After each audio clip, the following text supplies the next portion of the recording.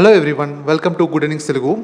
మన మార్కెట్స్ మనకి నిఫ్టీ అంత పెరగకపోయినా కూడా మన స్మాల్ క్యాప్ స్టాక్స్ కానీ మన పోర్ట్ఫోలియో స్టాక్స్ స్పెషల్గా చెప్పాలంటే బాగా మూవ్ అవుతున్నాయి, చెప్పాలంటే బాగా పెరుగుతున్నాయి.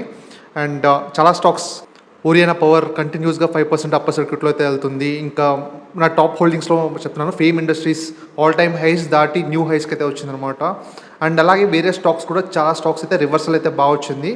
మంచి స్టాక్స్ అండ్ మంచి రిజల్ట్స్ ఇచ్చి అండ్ కామెంటరీ కూడా బాగా ఇచ్చిన స్టాక్స్ అయితే మంచి రివర్సల్స్ అయితే వచ్చాయి. అండ్ మనకు తెలిసిందే డిఫెన్స్ స్టాక్స్ అయితే ఎక్స్ట్రాడినరీగా వెళ్తున్నాయి. అండ్ వాటి గురించి కూడా ఒక వీడియో చేయాలి మీకు. అండ్ ఇంకా కొన్ని వాటిలో ఆపర్చునిటీ ఉందన్నమాట స్మాల్ క్యాప్, దాన్ని సపరేట్గా నెక్స్ట్ వీడియో అయితే చేస్తాను. ప్రజెంట్ మనం చూడాలనుకుంటే ఈరోజు వీడియోలో ఒక స్టాక్, చాలా చిన్న స్టాక్, అది స్మాల్ క్యాప్ స్టాక్. అది ఒక నీష్ ప్రొడక్ట్స్ అయితే తయారు చేస్తుంది అనమాట. అది ఇండియాలో వేరే కంపెనీస్ ఏవి ఎక్కువ చేయట్లేదు చెప్పాలంటే. పెద్ద పెద్ద కంపెనీస్ 2 కంపెనీస్ అయితే చేస్తున్నాయి. అవి కూడా వాటికి కెపాసిటీస్ చాలా తక్కువ ఉందన్నమాట. వాళ్ళు కూడా కెపాసిటీస్ యాడ్ చేయడానికి ట్రై చేస్తున్నారు. అండ్ ఆ చిన్న కంపెనీకి, మనం డిస్కస్ చేసే చిన్న కంపెనీకి, వాళ్ళకి టెక్నాలజీ ఒక స్విస్ కంపెనీ దగ్గర నుంచి వచ్చిందనమాట టెక్నాలజీ. ఆ టెక్నాలజీ చాలా అంత ఈజీగా ఎవరికి రాదు. అవి నీష్ ప్రొడక్ట్స్ తయారు చేస్తుంది, హై మార్జిన్స్ అయితే ఉంటాయన్నమాట. దీనివల్ల ఈ కంపెనీకి మంచి అడ్వాంటేజ్. ఇలాంటి కంపెనీ గురించి ఈరోజు మన వీడియోలో మాట్లాడదాము.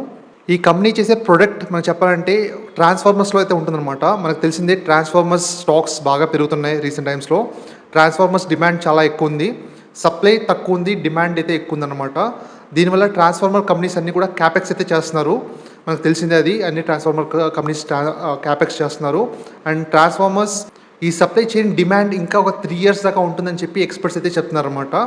ఈ 3 years వరకు ఈ ట్రాన్స్ఫార్మర్ కంపెనీస్ అన్ని హై మార్జిన్స్ అయితే వస్తుందన్నమాట. వాళ్ళకి హై మార్జిన్స్ వస్తాయి. 3 years తర్వాత మళ్ళీ వీళ్ళ కెపాసిటీస్ కానీ పెంచితే మళ్ళీ డిమాండ్ మళ్ళీ కొంచెం స్లో డౌన్ అయితే మళ్ళీ మార్జిన్స్ తగ్గుతాయి. కాబట్టి ట్రాన్స్ఫార్మర్ కంపెనీస్ని ఎవరైనా హోల్డ్ చేస్తుంటే చూడండి, ఒక 3 years తర్వాత మళ్ళీ మార్జిన్స్ కానీ తగ్గే ఛాన్సెస్ అయితే ఉంటుంది. కాబట్టి హోల్డ్ చేసే పీరియడ్ చూసుకొని జస్ట్ 2 years అలా హోల్డ్ చేసి తర్వాత సెల్ చేయడానికి అయితే చూడాలి. దాని గురించి తర్వాత డిస్కస్ చేద్దాం. Okay, first of all company గురించి చూస్తే ఈ ట్రాన్స్ఫార్మర్స్ దానిలో చాలా నీష్ ప్రొడక్ట్ కొన్ని ఉంటాయి అన్నమాట. ఆర్ఐపి అండ్ క్యూఐపి బుషింగ్స్ అంటారు అనమాట. మీకు ఇమేజ్ అయితే పెడతాను ఇక్కడ. ఆ బుషింగ్స్, ఆర్ఐపి బుషింగ్స్ కానీ క్యూఐపి బుషింగ్స్ కానీ ఇంకా హై కరెంట్ బుషింగ్స్, అలాగే బుషింగ్స్ అయితే కొన్ని ఉంటాయి. అది మన ట్రాన్స్ఫార్మర్స్లో యూజ్ చేస్తాం, చాలా చాలా ఇంపార్టెంట్ అనమాట. దాంట్లో ఆర్ఐపి అనేది నీష్ ప్రొడక్ట్. ఆర్ఐపి అనేది ఎక్కువ మార్జిన్స్ వస్తాయి ఈ కంపెనీకి. ఈ ఆర్ఐపి బుషింగ్స్ అనేవి చాలా రేర్గా తయారు చేస్తున్నారు మన ఇండియాలో. మనకి ఆర్ఐపి బుషింగ్స్ చేసే కంపెనీస్ చాలా తక్కువ ఉన్నాయన్నమాట. దానిలో ఇదొక కంపెనీ.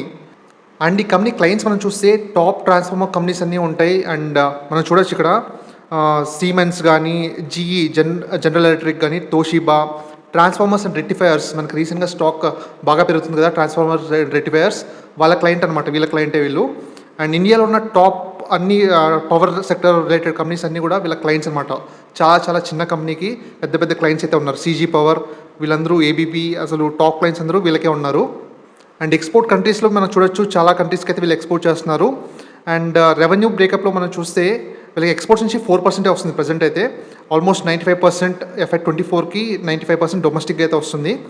అండ్ రెవెన్యూ బ్రేకప్కి మనం చూసినప్పుడు మీకు చెప్పాను కదా, ఆర్ఐపి బుషింగ్స్కి వీళ్ళు 82% అయితే వస్తుంది. వీళ్ళకి ఎక్కువ రెవెన్యూస్ ఆర్ఐపి బుషింగ్స్ నుంచి వస్తాయి అనమాట. హై మార్జిన్స్ బిజినెస్ అనమాట ఇది. And high current bushings 3%, OIP condensers bushings ఇది 13% అయితే వస్తున్నాయి అనమాట. అండ్ ఈ కంపెనీ పేరు యష్ హై వోల్టేజ్ అనమాట. మనకి ఈ రీసెంట్గా అయితే ఐపీఓ అయితే వచ్చింది. ఆ స్టాక్ ఐపీఓ తర్వాత స్టాక్ అయితే ఫాలో అయ్యి మళ్ళీ రీసెంట్గా రిజల్ట్స్ వచ్చిన తర్వాత మళ్ళీ స్టాక్ అయితే పెరిగిందనమాట. అండ్ రిజల్ట్స్ అయితే ఎక్స్ట్రాడినరీగా వచ్చాయి. దాని గురించి తర్వాత డిస్కస్ చేద్దాం. మనకి కాంపిటీటర్స్ మనం చూస్తే ఈ యష్ హై వోల్టేజ్కి మనకి CG power, Hitachi energy, GE and BHEL and ఇంకా 2 చిన్న కంపెనీస్ అయితే ఉన్నాయన్నమాట.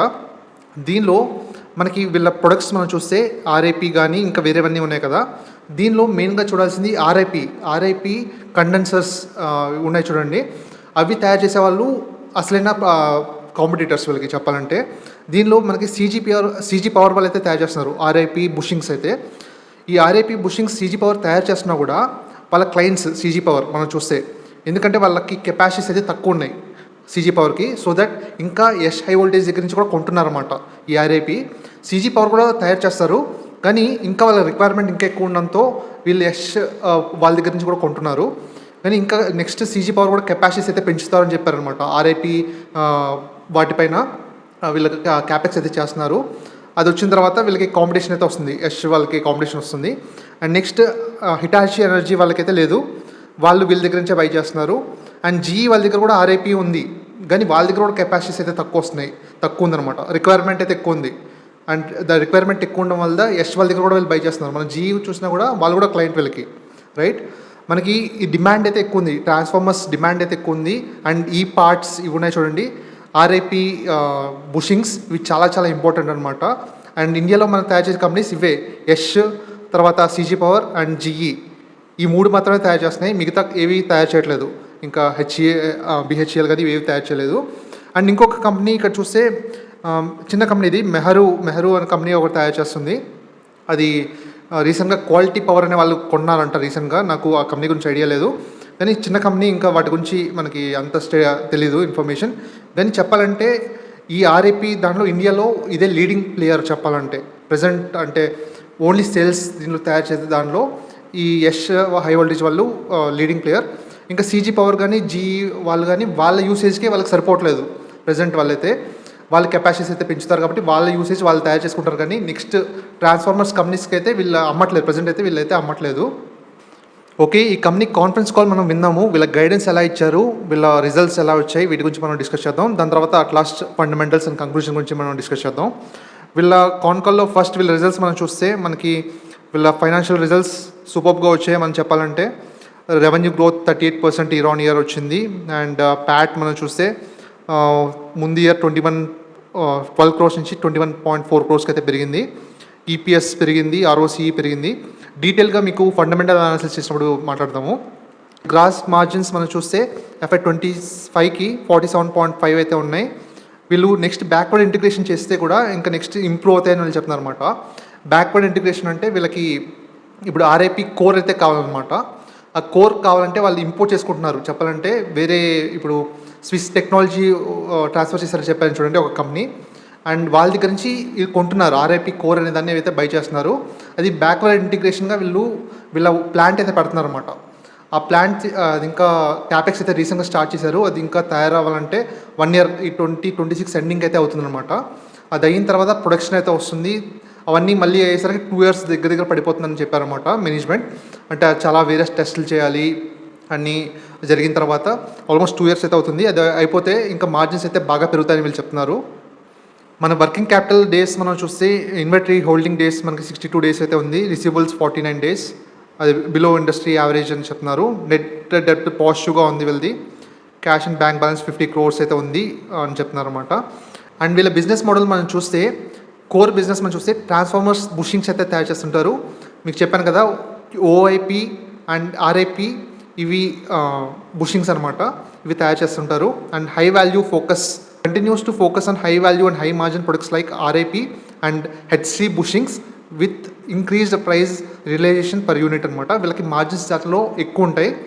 డిమాండ్ ఎన్విరాన్మెంట్ మనం చూస్తే వీళ్ళు చాలా డిమాండ్ అయితే ఉందని చెప్తున్నారు. ట్రాన్స్ఫార్మర్స్కి మనకు తెలిసిన మంచి డిమాండ్ ఉంది, అలాగే వీళ్ళ ప్రొడక్ట్స్ కూడా చాలా డిమాండ్ అయితే ఉందని చెప్తున్నారు. వీళ్ళ క్లయింట్స్ అడ్వాన్స్గా 3 years ముందే బుక్ చేసుకుంటున్నారు అయితే వీళ్ళు చెప్తున్నారు అనమాట. ఎక్స్పాన్షన్ అండ్ క్యాపెక్స్ మీకు చెప్పాను కదా, వీళ్ళు ఒక ప్లాంట్ అయితే పెడుతున్నారని చెప్పి, గ్రీన్ఫీల్డ్ ప్లాంట్, ఇది వడోదరాలో పెడుతున్నారు 1.6 lakh square feet ల్యాండ్లో. ఇది H2 FY26కి అంటే నెక్స్ట్ మార్చ్ FY26కి 26 అప్పటికైతే కంప్లీట్ అవుతుందని చెప్తున్నారు. 90 crores అయితే వీళ్ళు ఇన్వెస్ట్మెంట్ అయితే పెడుతున్నారు. అది మార్చ్ 2026కి అయితే అవుతుంది. మనకి ప్రజెంట్ కెపాసిటీ చూస్తే మనకి 9,000 to 10,000 బుషింగ్స్ పర్ ఇయర్ అయితే వీళ్ళు తయారు చేస్తున్నారు అనమాట. దానిలో 6,000 to 8,000 ఓఐపి అండ్ బ్యాలెన్స్ అయితే ఆర్ఐపి. నెక్స్ట్ కొత్త ప్లాంట్ వచ్చిన తర్వాత మనం చూస్తే 15,000 to 16,000 బుషింగ్స్ పర్ ఇయర్ అయితే తయారు చేయగలరు వీళ్ళు. అప్రాక్సిమేట్లీ 50% ఓఐపి 50% ఆర్ఐపి అయితే వస్తుంది, ర్యాంపప్ అయితే వస్తుందని వీళ్ళు చెప్తున్నారు. కరెంట్ యూటిలైజేషన్ చూస్తే వీళ్ళకి 50 to 60% యూటిలైజేషన్ అయితే చేస్తున్నారు. మనకి ఇంకా వీళ్ళకి డిమాండ్ అయితే ఉంది కాబట్టి 100% యూటిలైజేషన్ చేయొచ్చు వీళ్ళు. And ramp up will be gradual 1-2 years post commissioning. వీళ్ళు కొత్త కెపాసిటీస్ వచ్చిన తర్వాత కూడా ఇమీడియట్గా అయితే రాదు, 1-2 years అయితే పడుతుంది అని వీళ్ళు చెప్తున్నారు. ఎందుకంటే due to type testing and product approvals ఇవన్నీ రావడానికి టైం పడుతుంది కాబట్టి 1-2 years అయితే టైం పడుతుంది అని చెప్తున్నారు అనమాట. బ్యాక్వర్డ్ ఇంటిగ్రేషన్ వీళ్ళు ఆర్ఐపి కోర్ వీళ్ళు మ్యానుఫ్యాక్చర్ వీళ్ళే తయారు చేస్తారని చెప్పారు కదా. ప్రజెంట్ అయితే వీళ్ళు స్విట్జర్లాండ్ నుంచి, చైనా దగ్గర నుంచి అయితే ఎక్కువ ఇంపోర్ట్ చేసుకుంటున్నారు. మనం ఓన్గా వీళ్ళే తయారు చేయడం అయితే స్టార్ట్ చేస్తే నెక్స్ట్ బ్యాక్వర్డ్ ఇంటిగ్రేషన్ వీళ్ళకి మార్జిన్స్ పెరుగుతాయి. అండ్ అదే కాకుండా వీళ్ళ ఫ్రైట్ కాస్ట్ కూడా తగ్గుతుంది కదా, ఎక్స్పోర్ట్ చేసే అంటే వాళ్ళు ఇంపోర్ట్ చేసుకునే కాస్ట్ తగ్గుతుంది, ఇంకా వీళ్ళకి టారిఫ్స్ ఉంటాయి, ఇవన్నీ తగ్గుతాయి. దీనివల్ల వీళ్ళకి మార్జిన్స్ ఇంకా బాగా పెరుగుతాయని వీళ్ళు చెప్తున్నారు. వీళ్ళ ఎక్స్పోర్ట్స్ సెగ్మెంట్లో మనం చూస్తే వీళ్ళకి exports double year on year అయితే జరిగిందంట. వీళ్ళ ఎక్స్పోర్ట్స్ అయితే కరెంట్లీ వీళ్ళు 35 to 45% ఆఫ్ ఓఐపీ బుషింగ్స్ అయితే వీళ్ళు ఎక్స్పోర్ట్ చేస్తున్నారంట. Overall exports to rise significantly post new plant తర్వాత వీళ్ళ ఎక్స్పోర్ట్స్ సిగ్నిఫికెంట్గా పెరుగుతాయని వీళ్ళు చెప్తున్నారు.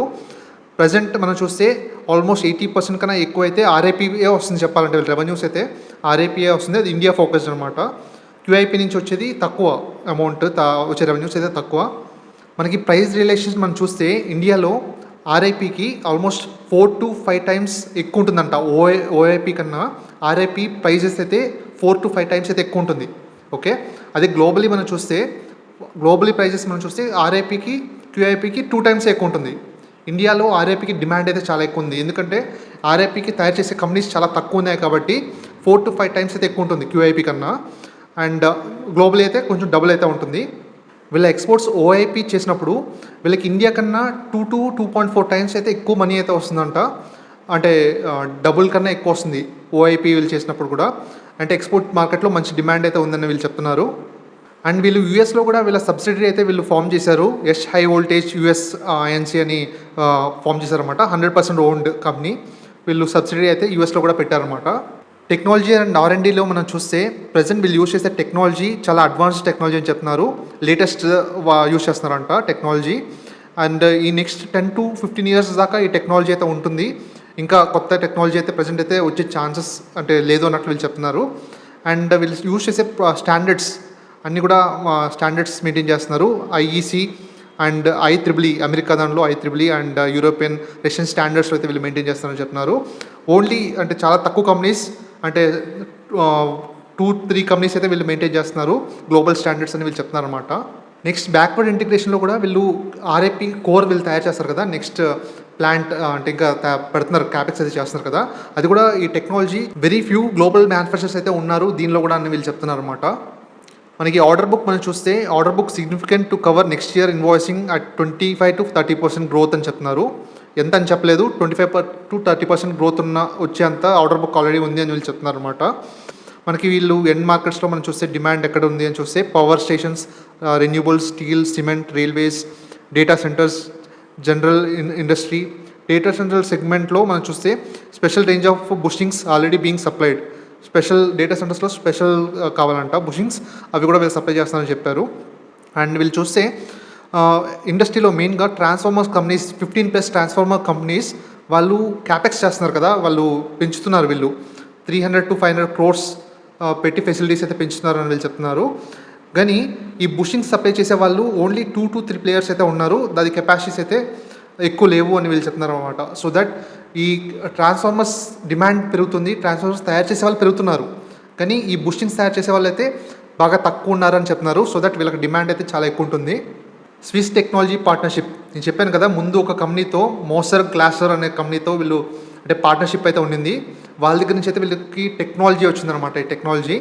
అండ్ ముందు వీళ్ళు చూస్తే ఎల్ఈడేస్ యాజ్ ఏజెంట్ లాగా, దెన్ అసెంబ్లీ పార్ట్నర్ లాగా, దెన్ ఈక్విటీ పార్ట్నర్ లాగా ఉండినారు. దాని తర్వాత 2024లో ఎగ్జిట్ అయిపోయారు అనమాట వాళ్ళు, అంటే ఎగ్జిట్ అయిపోయారు. వాళ్ళ దగ్గర నుంచి టెక్నాలజీ అయితే వచ్చింది వీళ్ళకి.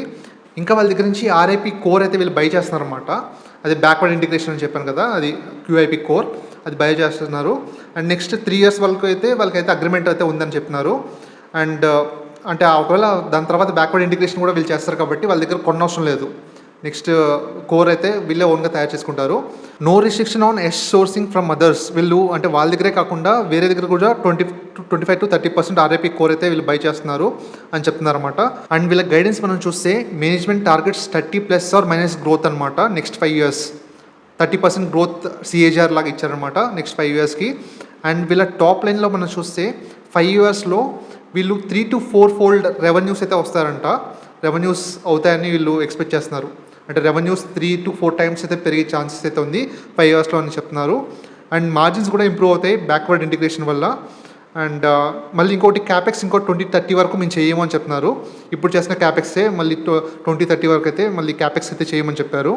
వీళ్ళ ఛాలెంజెస్ అండ్ హెడ్విన్స్లో మనం చూస్తే talent acquisition and retention, talented అంటే ఎంప్లాయీస్ హైర్ చేసుకోవడం గురించి అనుకుంటా. అండ్ సప్లై చైన్ రిలయబిలిటీ అని చెప్తున్నారు. మళ్ళీ ఇంకా క్వాలిటీ విజిలెన్స్, వీళ్ళు చేసే ప్రొడక్ట్స్ పైన క్వాలిటీ అయితే హై క్వాలిటీ అయితే ఉండాలి. అండ్ వీళ్ళు క్వాలిటీ మెయింటైన్ చేస్తేనే వీళ్ళ క్లయింట్స్ అయితే వీళ్ళు యాక్సెప్ట్ చేస్తారు. కాబట్టి చాలా జాగ్రత్తగా మంచి క్వాలిటీ అయితే తయారు చేస్తారు అన్నట్లు వీళ్ళు చెప్తున్నారు అనమాట. ఓకే, మన కంపెనీ ఫండమెంటల్స్ మనం చూద్దాం. ఇది మార్కెట్ క్యాప్ 895 crores, చాలా చిన్న company, small cap company. And ఇది మనం చెప్పాలంటే ఎస్ఎంఈ కంపెనీ అనమాట. మనకి మినిమం నాకు తెలిసి ఇప్పుడు 1000 shares అయితే బై చేయాలి. కొంటే 1000 shares అయితే బై చేయాలి. ఇప్పుడు కరెంట్ ప్రైస్ 313 అయితే ఉంది కదా, ఆల్మోస్ట్ 300 అనుకోండి. అంటే 3 lakhs అయితే మినిమం అయితే ఇన్వెస్ట్మెంట్ అయితే చేయాలి. నాకు తెలిసి చాలామంది వీలవ్వదు కాబట్టి అంటే చూడండి, మీకు అంటే బిజినెస్ ప్రతి స్టాక్ మనం చెప్పిందన్నా కొనాలని ఏం కాదు కదా. మనం డిస్కస్ చేసే దానిలో మనకి లెర్నింగ్స్ అయితే ఉంటాయి. ప్రతి ఒక్క స్టాక్ని మనం బై చేయలేము చెప్పాలంటే. మనకి అంటే ఎలాంటి స్టాక్స్ ఉన్నాయి, అలాంటి లెర్నింగ్స్ అయితే మనకు వస్తుంటాయి అనమాట. బిజినెస్ కానీ అండ్ స్టాక్ మార్కెట్లో ఏం జరుగుతుంది అండ్ ఎలాంటి బిజినెసెస్ ఉన్నాయి మనకి మార్కెట్లో, ఇవన్నీ మనకు తెలుస్తుంటాయి. ఇవన్నీ ఎక్స్పీరియన్స్ మనకి డెఫినెట్గా. కాబట్టి ప్రతి స్టాక్ మనం డిస్కస్ చేసిన అన్ని స్టాక్స్ అయితే కొనాలని కాదు. కానీ ఎవరైనా బై చేయాలనుకుంటే మాత్రం ఈ బిజినెస్ అయితే మంచి బిజినెస్ చెప్పాలంటే. ఆర్ఐపి అంటే వీటిలో బుషింగ్స్లో వీళ్ళు నీష్ ప్లేయర్ కాబట్టి కన్సిడర్ చేయొచ్చు, రైట్. ఇది మంచి హై గ్రోత్లో కూడా ఉంది కాబట్టి కన్సిడర్ చేయొచ్చు ఈ స్టాక్ని అయితే. అండ్ మనం పీఈ చూస్తే 41 పీఈ అయితే ఉంది. ఆర్ఓఈ డీసెంట్గా ఉంది, 28-22 బాగానే ఉంది. Debt to equity 0.15 negligible. మనకి పెగ్ రేషియోలో చూసినా కూడా 1 కన్నా తక్కువ ఉందన్నమాట, 0.84. అంటే రీజనబుల్లీ వాల్యూడ్ అని చెప్పచ్చు మనం. మనకు రీసెంట్గా ఐపీఓ వచ్చింది, జనవరిలోనే వచ్చిందా డిసెంబర్లో వచ్చినట్లుంది. అక్కడ వచ్చిన తర్వాత స్టాక్ ఫస్ట్ కొంచెం పెరిగి దాని తర్వాత స్టాక్ అయితే పడిపోయింది. మనకి మార్కెట్ ఫాలో అవడంతో అన్ని ఎస్ఎంఈ కంపెనీస్ అయితే పడిపోయాయి. అండ్ ఈ స్టాక్ కూడా పడిపోయి మళ్ళీ రీసెంట్ రిజల్ట్స్ బాగా వచ్చిన తర్వాత మళ్ళీ పెరిగిందనమాట. మనకి ఈవీ టు ఎబిటా మనం చూసినా కూడా మనకి బాగానే పడింది, మంచి లెవెల్స్లో అయితే ఉందన్నమాట. Reasonably valued stock. వీళ్ళ క్వార్టర్లీ రిజల్ట్స్ మనం చూడొచ్చు. మనకి March 2025 వీళ్ళ రెవెన్యూస్ గ్రోత్ బాగా వచ్చింది అండ్ మార్జిన్స్ ఇంప్రూవ్ అయ్యాయి అండ్ ఓవరాల్ నెట్ ప్రాఫిట్ అంతా బాగుంది. మళ్ళీ నెక్స్ట్ 30% గ్రోత్ ఇచ్చారు కదా, అది కూడా మెయింటైన్ చేయొచ్చు వీళ్ళు. అండ్ నెక్స్ట్ మనకి ఇయర్ ఆన్ ఇయర్ చూసినా కూడా మంచి గ్రో అవుతున్నారు, డీసెంట్గా గ్రో అవుతున్నారు. ఓకే, కంక్లూషన్కి వస్తే మనకి కంపెనీ అయితే మంచి డీసెంట్ కంపెనీ అండ్ కొన్ని నీష్ సెగ్మెంట్లో వర్క్ చేస్తుంది, హై మార్జిన్స్ మెయింటైన్ చేసే కంపెనీ. అండ్ డెఫినెట్లీ మంచి కంపెనీ చెప్పాలంటే. కానీ రీసెంట్గా ఐపీఓ వచ్చింది అండ్ మనకి తెలిసిందే ఎస్ఎంఈ కంపెనీ కాబట్టి రిస్క్లు అయితే ఉంటాయి. మనకి ఇన్ఫర్మేషన్స్ కొన్ని అన్నీ తెలియవు. కానీ రీసెంట్గా వీళ్ళు అన్ని కాల్స్ అన్ని కండక్ట్ చేశారు, ఇన్ఫర్మేషన్ అన్ని పాస్ చేశారు. మనకి ఇన్ఫర్మేషన్ అయితే బాగానే తెలుస్తుంది అన్నీ. కానీ అంత ఓవరాల్గా నాకైతే బాగానే అనిపించింది. అండ్ నేను ఇంకా కొందరు అనలిస్టులు కూడా నేను విన్నాను అనమాట, పాజిటివ్గా ఉన్నారు ఈ కంపెనీ పైన. 2-3 నుంచి విన్నాను రీసెంట్గా అండ్ వాళ్ళు కూడా పాజిటివ్గా ఉన్నారు. ఐ ఫీల్ ఎస్ఎంఈ కంపెనీస్లో వన్ ఆఫ్ ద బెస్ట్ మంచి ఎస్ఎంఈ కంపెనీ అని చెప్పుకోవచ్చు. ఎందుకంటే మంచి మోట్ ఉంది బిజినెస్లో అండ్ వీళ్ళకి మన లోకల్ డొమెస్టిక్ మార్కెట్లో వీళ్ళకి మంచి డిమాండ్ అండ్ మంచి మార్కెట్ షేర్ అయితే ఉంది అండ్ పెద్ద పెద్ద క్లయింట్స్ అయితే ఉన్నారు. అండ్ ఈ డిమాండ్ అయితే చాలా ఎక్కువ ఉంది కదా ట్రాన్స్ఫార్మర్స్ అండ్ ఈ మనకి దానిలో. కాబట్టి డెఫినెట్గా మనం కన్సిడర్ చేయొచ్చు అయితే నాకు అనిపిస్తుంది. నేనైతే చాలా పాజిటివ్గా ఉన్నాను కంపెనీ పైన. ఓవరాల్ నేనైతే పాజిటివ్గా ఉన్నాను. ఇది ఎటువంటి రికమెండేషన్ కాదు, మీరు ఫర్దర్ స్టడీ చేసిన తర్వాత మీ ఓన్ డెసిషన్ అయితే మీరు తీసుకోండి. Thank you very much. మీకు ఇన్ఫర్మేషన్ నచ్చినట్లయితే లైక్ చేసి ఎంకరేజ్ చేయండి. ఇంకా మంచి మంచి వీడియోస్తో మంచి మంచి స్టాక్స్ మీకోసం తీసుకొస్తాను. అండ్ టెలిగ్రామ్ ఛానల్లో ఎవరైనా యాడ్ కాకుండా ఉంటే డిస్క్రిప్షన్లో లింక్ అయితే ఇస్తాను అనమాట, దాని ద్వారా అయితే మీరు టెలిగ్రామ్ ఛానల్లో యాడ్ అవ్వచ్చు. And thank you very much. మన ఛానల్ని సబ్స్క్రైబ్ చేయండి. ఇది మన ఛానల్, మనం కలిసి ట్రావెల్ చేద్దాం, స్టాక్ మార్కెట్లో బాగా సంపాదిద్దాం.